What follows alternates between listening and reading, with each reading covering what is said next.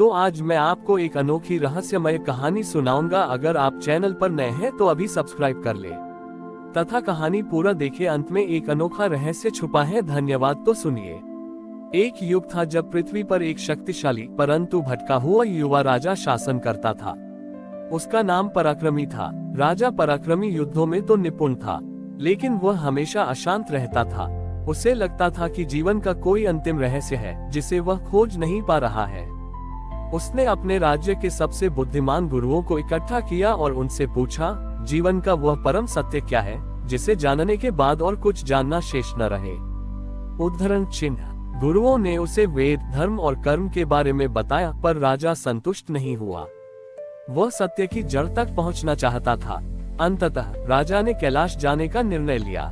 जब राजा पराक्रमी कैलाश पहुंचे तो उन्होंने देखा कि शिव एक विचित्र अवस्था में है। शिव अपने आसन पर विराजमान थे और उनके चारों ओर 7 परतों वाले धुएं के बादल लिपटे हुए थे।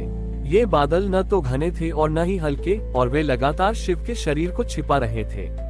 शिव के शरीर का कोई भी हिस्सा स्पष्ट रूप से दिखाई नहीं दे रहा था। राजा ने शिव के चरणों में नमन किया और प्रार्थना की, हे महादेव, मैं जीवन के परम सत्य को जानने आया हूँ।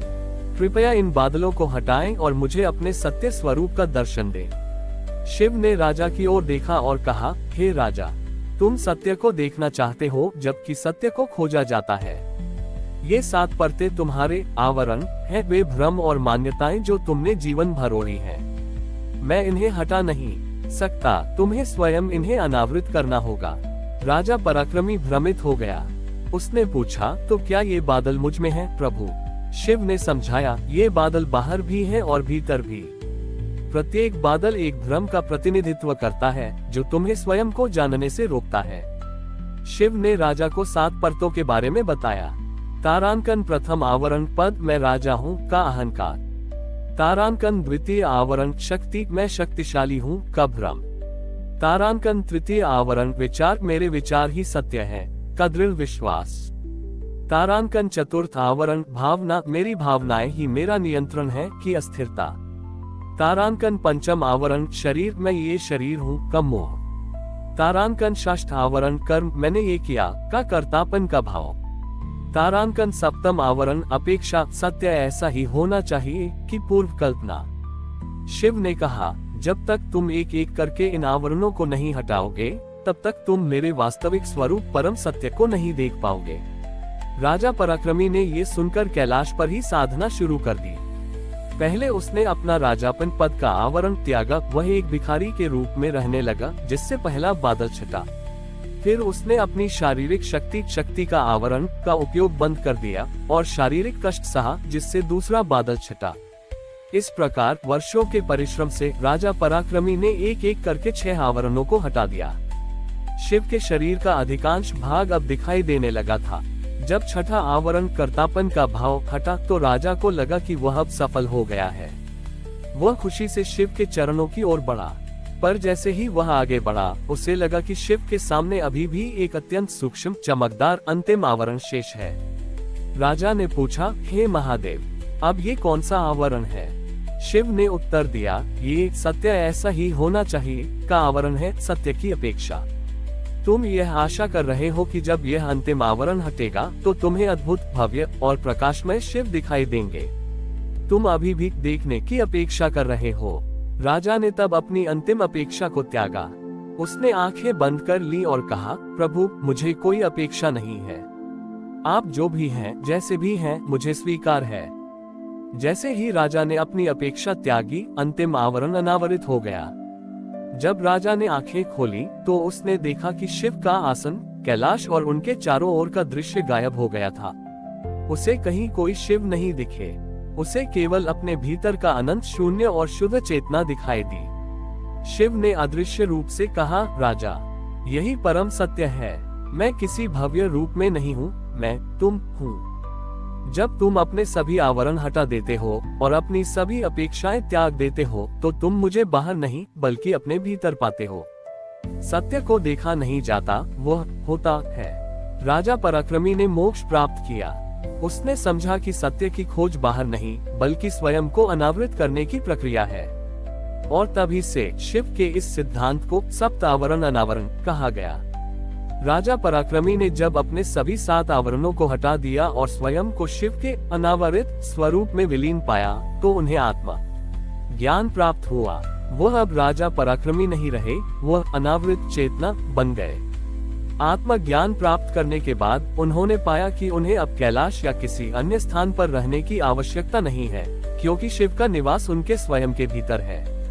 वह वापस पृथ्वी पर लौटे, लेकिन अब उनका उद्देश्य राज्य करना या उपदेश देना नहीं था। अनावृत चेतना पूर्व राजा पराक्रमी एक साधारण मार्गदर्शक के रूप में रहने लगे। वह न तो बोलते थे, न कोई चमत्कार करते थे। वह बस लोगों को उनके अपने आवरणों को पहचानने में मदद करते थे।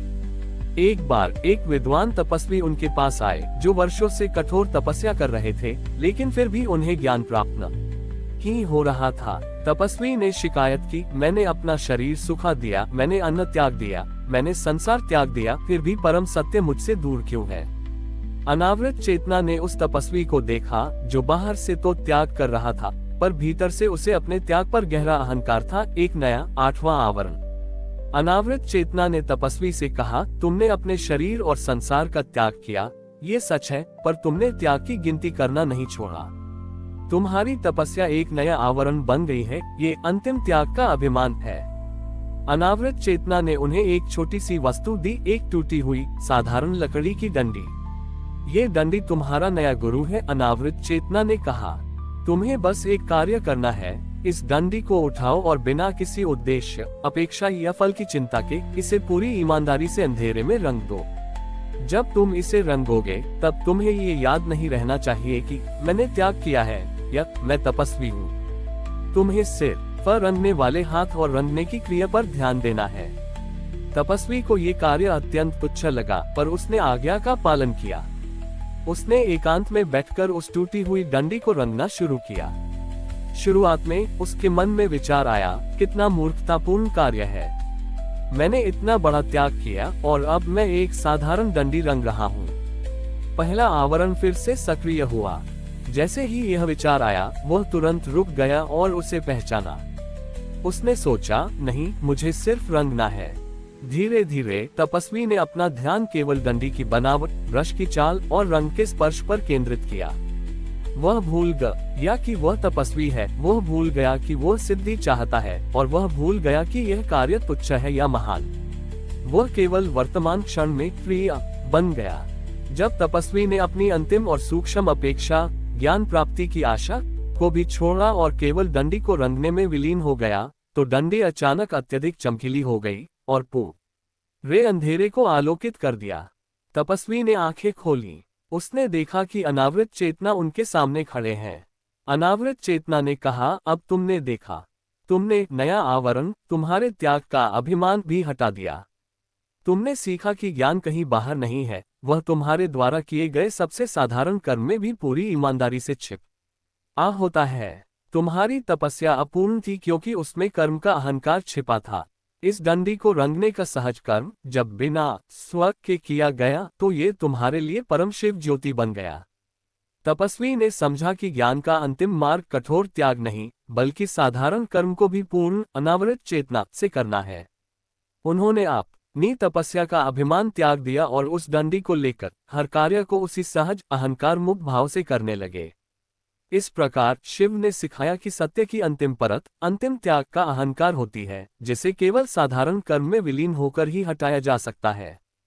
हमारी और भी आध्यात्मिक एवं अनोखी कहानियां देखने के लिए हमारे चैनल पर जाएं तथा धार्मिक एवं पौराणिक अनोखी कहानियां हमारे चैनल पर है।